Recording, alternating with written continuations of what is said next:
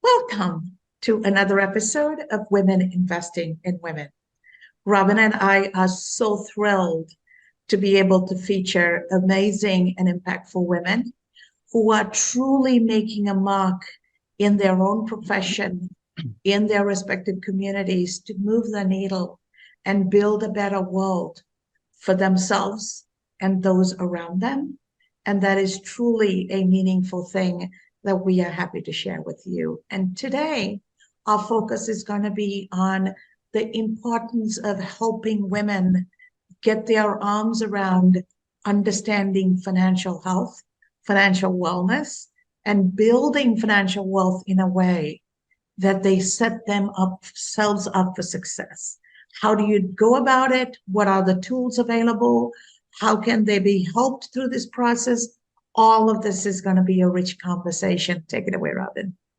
All right. I am so thrilled to have a wonderful friend and wonderful mentor, Millen Livis. And I met Millen in 2018. We were at a 2-week training up in Canada, and we just totally bonded. I love her so much. And her message is how to help women understand and manage their finances and grow their finances, grow their wealth, grow their health. She is a beautiful person, intelligent, capable, and goes beyond just the money, but what is the soul and the heart of the person behind that money or trying to manage that money. And so, Millen, tell us a little bit about what you do, how you got into it, and we'd love to hear part of your story. So first of all, thank you so much for this beautiful introduction, Robin. I am thrilled to be with you and Cass today. Such an honor to share my message with your audience. Thank you so much. Appreciate that. My story is very long. I'm not a young chicken anymore, but I will try to condense it. I came originally from Lithuania, had no money, and started, because I didn't speak English, I started as a florist assistant because that was the only work I could do without having the command of the language. Self-taught English within 1 year, and because I was well educated, I had master's degree in physics in my country. So within 1 year, I was working, after 1 year, I was working for Merrill Lynch, major investment brokerage company, as a IT consultant. And from there, I climbed corporate ladder for many years, became executive for major Wall Street companies, Deutsche Bank, Bankers Trust, Deloitte, etc., American Express. And I created my American dream. I had a beautiful house in the suburbs. I had money. I had a prestigious job. Everything seemed to be great on the surface. But deep inside, I felt empty. I felt that I was dying inside, and it was hard to explain. My marriage was falling apart because it was very financially comfortable. We both worked for brokerage companies, but loveless. My work was financially very comfortable, but meaningless. And this superficial life was not fulfilling. I became a shopaholic. So I would go buy stuff, bring it back, and then, like it was a cycle, vicious cycle, because I could not understand what was happening with me. And you can never have enough of what you don't need.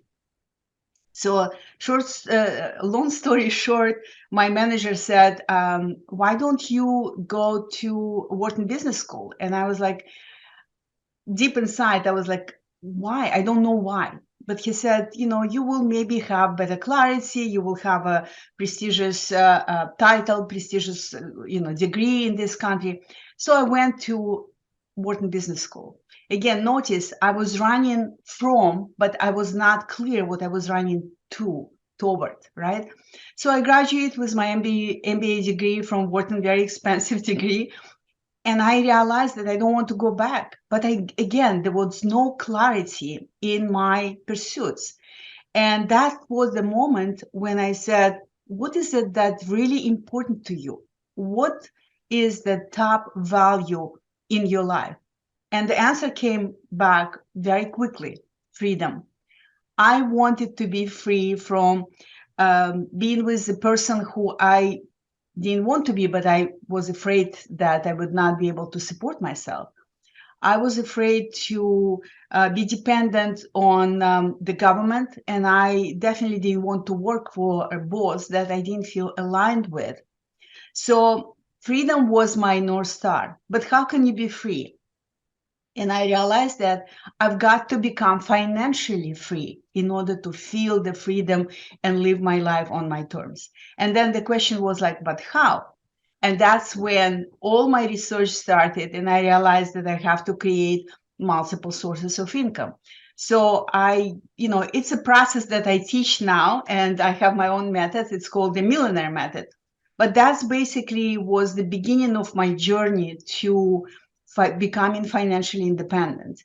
And when I accomplished this goal, when I became financially independent within 7 years, which is unheard of according to financial advisors, when I became financially independent, I published a couple of books. You can find them on Amazon. A shift toward amazing career, a shift toward purpose. A shift toward purpose, secrets to an amazing career, and a shift toward freedom, secrets to financial freedom. And after I published them, I felt like people read books, but they don't act.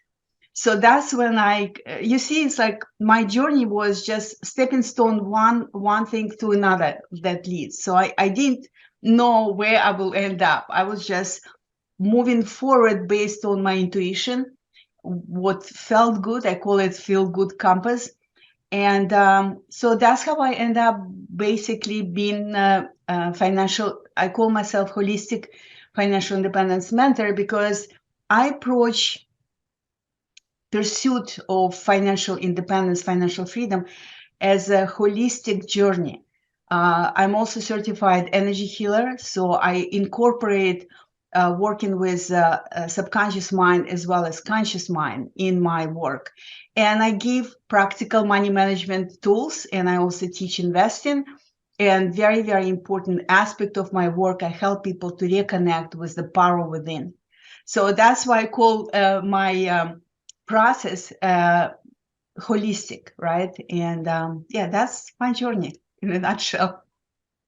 That is a interesting and amazing journey, Millen, and I'm so happy you are sharing that with us.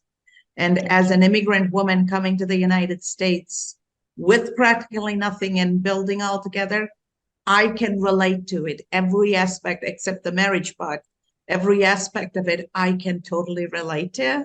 And kudos to you. Not only did you figure it out, now you're helping others figure it out. My question is, as you are helping people take this journey towards financial freedom, part of that is the psychological journey, and the other is the practical journey of understanding how the process works and how the system works. What do you find people struggle most with, and what are some tips you have for people to start thinking about changing their mindset towards that shift? Very good question. Thank you for asking this. I noticed that many people don't believe that it's possible for them. And I was this person. That's why I can relate to this. They don't believe that it's possible for them. So many don't even start. They basically sabotage themselves by this programming from maybe observing their parents, maybe observing their friends. And maybe some of them, they just don't have a model of the common person. Like I'm a common woman, right? They don't have a model of a common person becoming financially independent. Many have this image that you can have financial freedom if you superstar, like movie star, or some star in the sports field or something like that. And I'm telling you, it's possible. And so your attitude, your perception of the world, what is possible for you, what is not possible, is very important. And you can change that, because a lot of our actions that we take or don't take are coming from the beliefs that we hold deeply. And beliefs is basically something that it's interpretation that we created as truth based on the experiences that we had, based on observation that we had. And so I had this belief that it's not possible for me to accomplish and be where I am right now, took action. I was taking action in spite of my negative chat in my mind. I was just basically saying, what is my next step toward the goal? So small baby steps aligned with your ultimate goal, with your ultimate vision for yourself, took me a little bit further on my path, and a little bit further. And, as I shared before, every action was a stepping stone, right? It was not the destination. Like, I had to be a florist assistant because at that time, that was the way for me to support my family. That was fine. Then I was working for corporate America for many years because that was another stepping stone.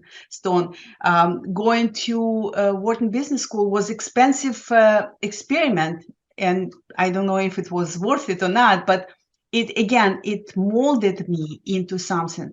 So don't think that every mistake that you make was a waste. It's an experience, it's a lesson, and if you learn from this lesson, it makes you wiser, and it makes you more clear. Like this philosophers, I think Spartan philosophers, was saying that there are two principles of success: clarity of mind and clarity of action. And what I shared with you, when I didn't have clarity of mind, my actions were not clear. I was just zigging and zagging in life. When I started getting more clarity of mind, like what is it that important for me, then action started to be aligned with my vision, with my goal. So that was a long answer to your short question. That's a beautiful answer. We love it, love it, love it. It's like you get out my notepad and take notes.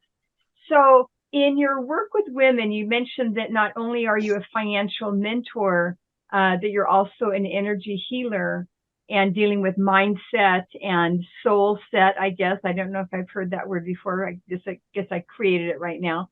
But in dealing with the women that you help and that you work with, are there some commonalities in their mindset, in their soul, that needs to be healing, that you're able to help them? Are there some commonalities that you find in the women that you work with?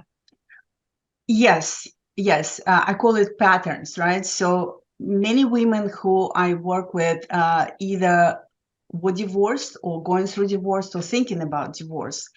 And many of these women, they were not really in a position of being responsible for the money, because when you have a sponsor and a sponsor partner, and you feel comfortable financially, sometimes you don't feel that you need to be involved. So many of these women were not really involved in managing money in a couple. And when a partnership falls apart, suddenly they realize that, oh my God, I have to do something. I don't know how to manage money. I don't know how to invest money. I don't know how to file taxes. I don't know how to save for my retirement. And to the extent that they so overwhelmed with fear that they feel paralyzed. Okay, so that's one pattern.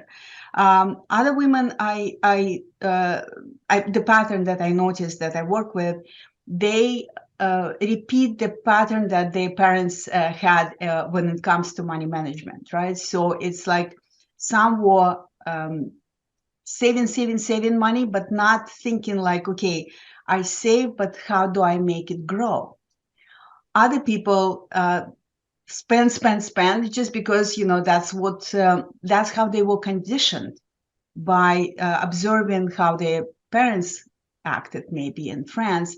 So they spend. The more they make, some of them make multiple six figures, but they still live paycheck to paycheck because there is no strategic approach to managing money. Okay, so I like to remind people that having money doesn't make you good with money. And that's very important to remember. And another thing is also very important to remember that nobody cares about your money more than you do. Don't rely on your bankers, on your financial advisors, on the government, right? Many people rely on Social Security. Don't rely on external forces. You are the most powerful force in your life. And that's why you've got to become financially savvy. I call it financially savvy. So you know how to manage your money strategically and how to make it grow with less risk and less stress, because people overwhelmed with financial stress, especially right now.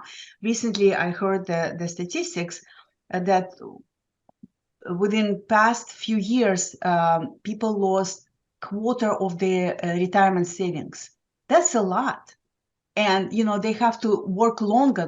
Right now, many people cannot afford to retire at 65. They have to work maybe until 70 or 75 to retire. So that's preventable if you careful in terms of your habits, money habits, right? We talk about beliefs, but also another aspect of financial success is to develop money habits that will help you to save more, but also to grow your money. And very important to manage the risk, right? A lot of people feel like, oh, I will invest, I finally save money, I will just buy this stock and buy this stock. And I was like, be careful, because the successful investors know how to manage risk first, right? And there are ways that you can do that. It's one of the things that I teach as well. So I mean, I can keep going in terms of patterns, but I think I gave you some top several that I experienced. That makes total sense. Ultimately, belief informs the mindset and the thinking. Thinking then drives actions and behavior that then results in habits. So in the Eastern tradition, we talk about how our belief system is our destiny. And if we don't like where our life is going, then go back to the start of it. What are your beliefs? What do you need to change so that your life course can change? So what you're saying makes total sense to me. And the fact that you have identified women normally don't manage money. That was one of the most surprising things for me when I came to the US, because Sri Lanka is a women-driven society. In fact, the first elected female head of state in the entire world came out of Sri Lanka. We manage the household money, and we are working women. So we traditionally get married late. We don't get married till we are financially independent. And in my Tamil Sri Lanka culture, I have goosebumps. Yeah, and the man moves into our home. Man moves into our home, and we are the head of household. So coming from that, for me, it was very different. And we are raised by the time we're teenagers as oldest daughters to run a household. Because if anything happens to mom, you are going to be the head of household, right? So I love what you're doing with women in the United States, because they need it. The Western tradition. United States women didn't have bank accounts till the 80s. So they didn't have this training. Their mothers didn't do it, so they were not raised to do this. So you are doing such an important service, which is one of the reasons why we wanted to talk to you, because we are about women investing in women. And what better way to empower women than give them the sense of financial freedom? Now, when you go through this process, What are some of the challenges that you face as you are helping women transform? Sometimes their belief systems with their ancestral memory, what has been passed on from great grandmother to grandmother to mother to daughter, it's hard to break that cycle. What are some of the challenges you have faced in Wow, helping other women? that's an interesting question. My approach is that I don't like to chase people. I don't like to try to convince people. I feel that I'm describing, usually, when I have a consultation with them, I'm listening to where they are. I'm helping them to define the plan where they can, how they can move forward. And from there, I'm saying, you can do this, or you can do that. I can help you with this, or this. I give them resources. And many of them are so paralyzed by fear. Like one of them, for example, asked me, so are you saying that I have to spend money to know how to manage money? And I was like, but first of all, word spending is the tricky word, because what you spend doesn't come back. If I invest in something, that comes back. So you have to be discerning. Are you willing to invest in yourself in a way that your investment will grow? I invested in myself so much. When I didn't have much money, I borrowed money. I invested because I knew that I am the most valuable asset I will ever have. And if you want to succeed at anything, the way I operate, I find someone who accomplished what I want to accomplish, and I'm trying to learn from this person, whether it's guiding workshops with success, whether it's being public speaker, whether it's growing your business, etc. So you study with someone. And yes, I mean, in the real world, people make living by sharing their experience, sharing their successes. So I think that it's very important that you find people who you feel connected to, who teach what you want to add. Maybe it's a skill set, maybe it's awareness. I have spiritual mentors, I have business mentors, I have marketing mentors that I invested in, and that's how you do it. So that's my answer. That's beautiful. I love what you said, is that you are your greatest investment. That you are the most important thing that you can invest in. I really love that. And it's a beautiful segue as far as making connections. And this, every single interview the time goes flying right by. But as we get close to the end of our time together, how can people get a hold of you and be able to access all of the wisdom and skills that you have to share? So first of all, I offer a lot of free resources. So I have my YouTube channel called Millen Livis Channel Wealth. You can find a lot of videos on all money-related topics. You can read my blog. I have my website is theretochange.life.com, and on this website you can find my articles on all money-related topics. And I can say that the best way probably that would benefit your audience would be to schedule. That's my gift today. I want to invite you to schedule a complimentary consultation with me.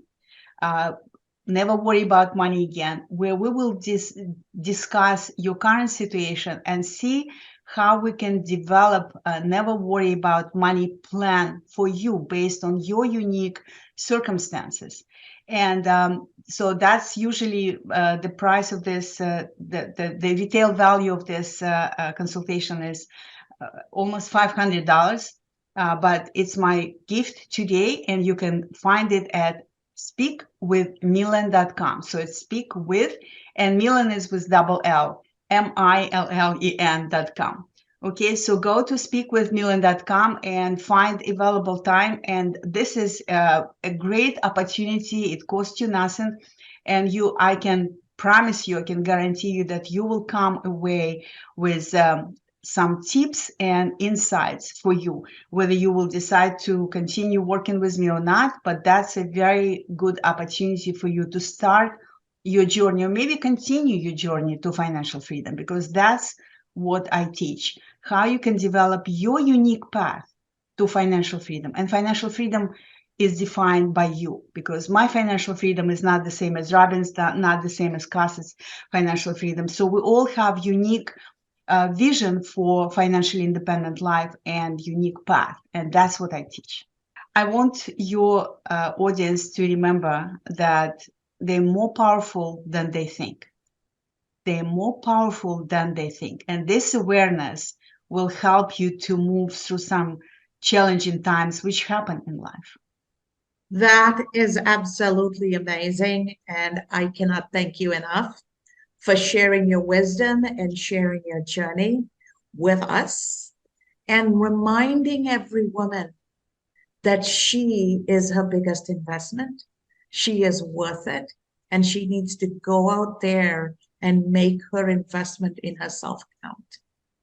Women are too busy investing in everything and everybody else, but they never start with themselves. And so as we bring this to a close, what a powerful message. And I want every woman listening to this to have this image in your mind. Imagine you're in a plane and the oxygen masks fall down. Even if your whole family is there, you take your mask and put it on yourself first before you turn around and help your children and help your family. That is exactly what you need to do when it comes to your financial freedom. Help yourself first so that you can stand on your own 2 feet and be available to lift every other member of your family and be the rock for your family.